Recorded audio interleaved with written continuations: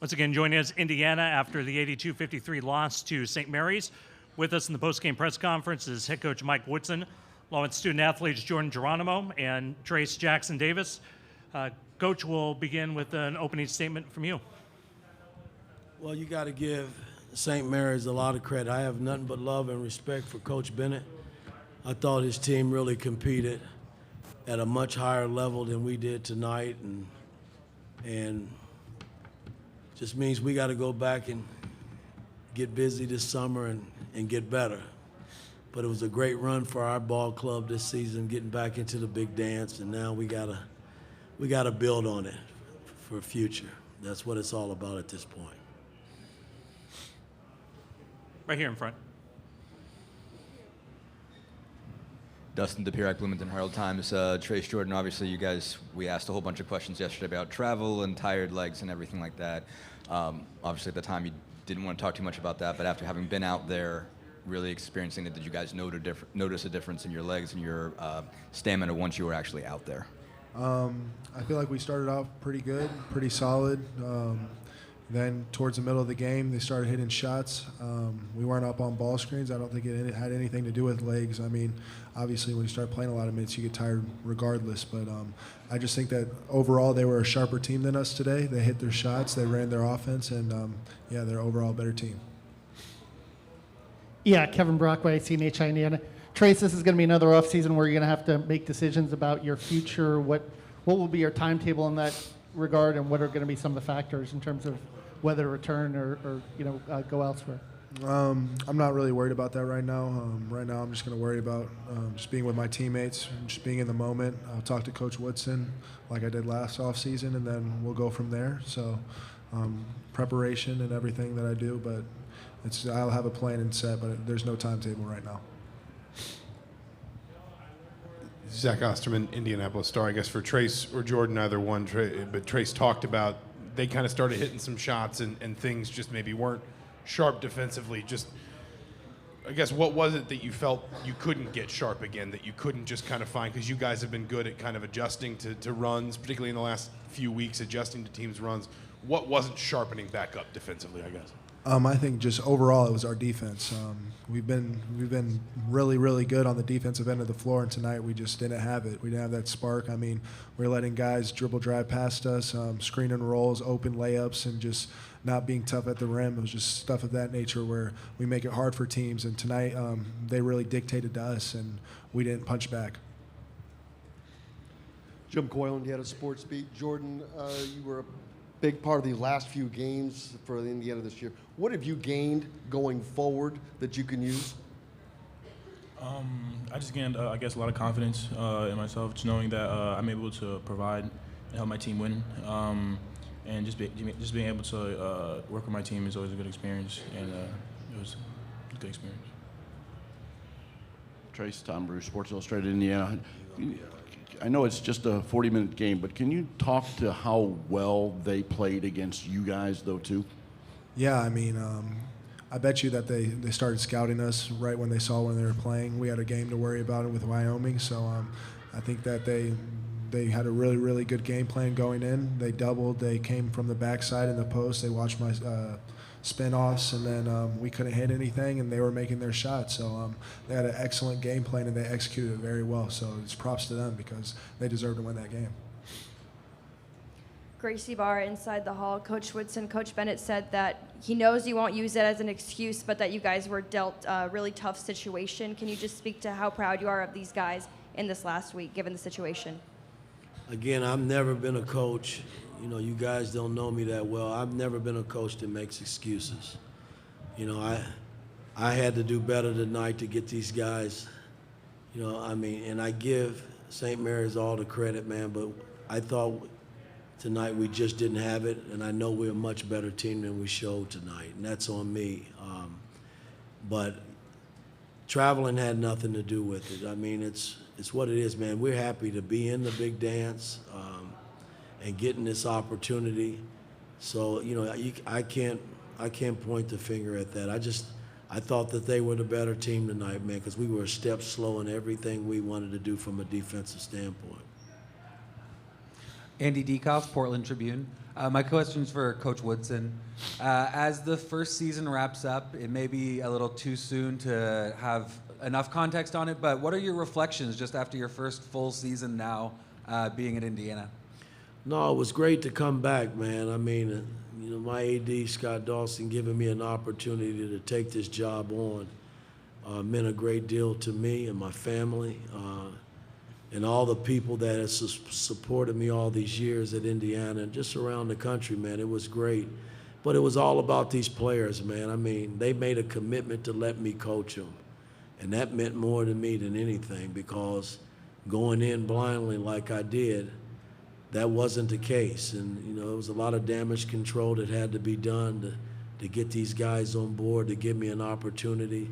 So I have nothing but love for the 17 players, man, that I coached this season, because they put this program back in the fold in terms of being in the being in the big dance. That's what it's. So you got to give yourself an opportunity. You got to get there and give yourself a chance. And I thought they did that for us this season.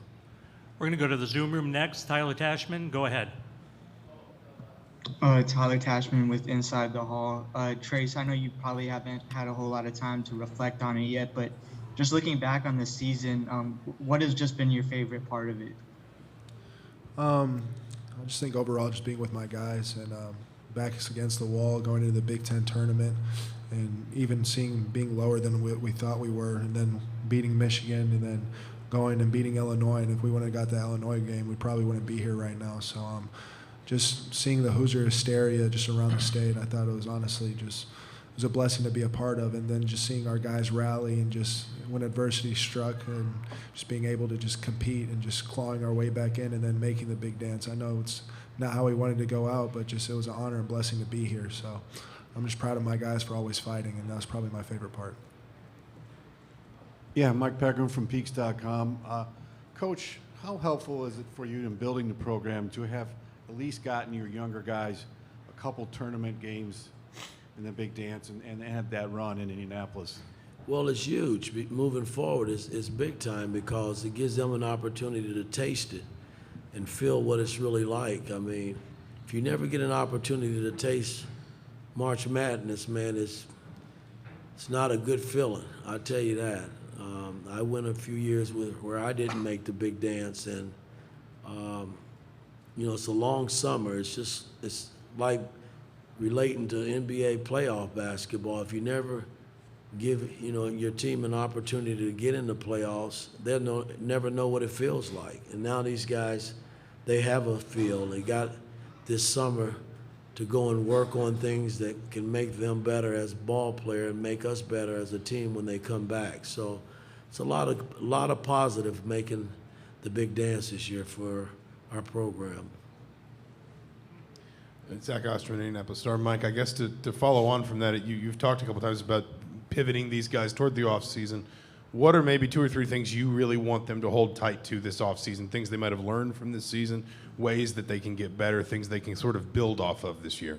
Well, again, a lot of it is, they're going to have to take the offseason, and I'm going to make every player watch every game that was played this year by the Hoosiers. And that's one way you go back and reflect and you learn. And I'll sit down and I'll have a program in place along with my trainer and Cliff, our strength coach, in terms of things I think that they need to work on to get better. I mean, that's how it's normally done. It's how I've always done it in the past with teams that I've coached in the past. So these guys are young, man, and they got a lot to learn in terms of basketball and how I want to play and the style of play that I want. So it's going to be work in progress, but that's what we all signed up for, and it's, we just got to get through that process and get them better for next season. Last 2 questions will be here.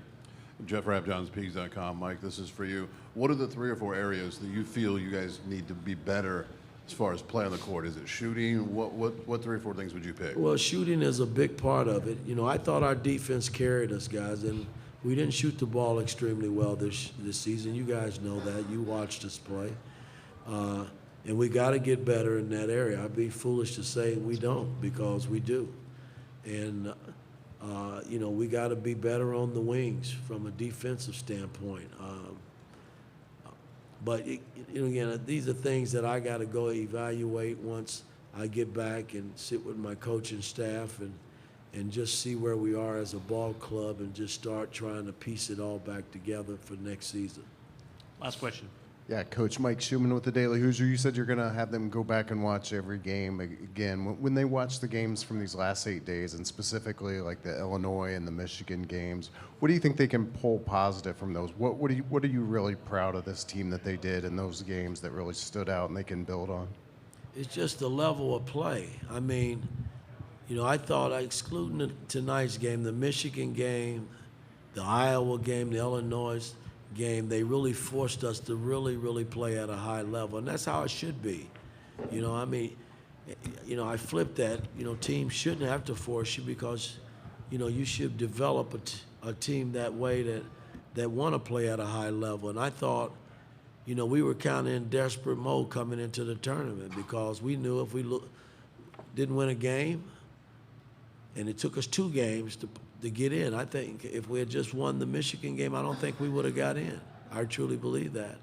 So, I mean, the pressure was really on this young team, and these guys stepped up and they did what they had to do to get us to this day. And so it's something to build on, man. It's all positive, I think, moving forward for our program, but we do have to get better. Gentlemen, appreciate your time.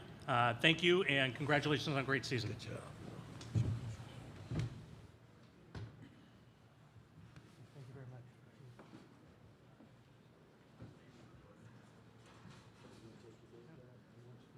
I'll grab him for you. I'll give him to JD. So, hey, thank you very much. Coach, thank you very much.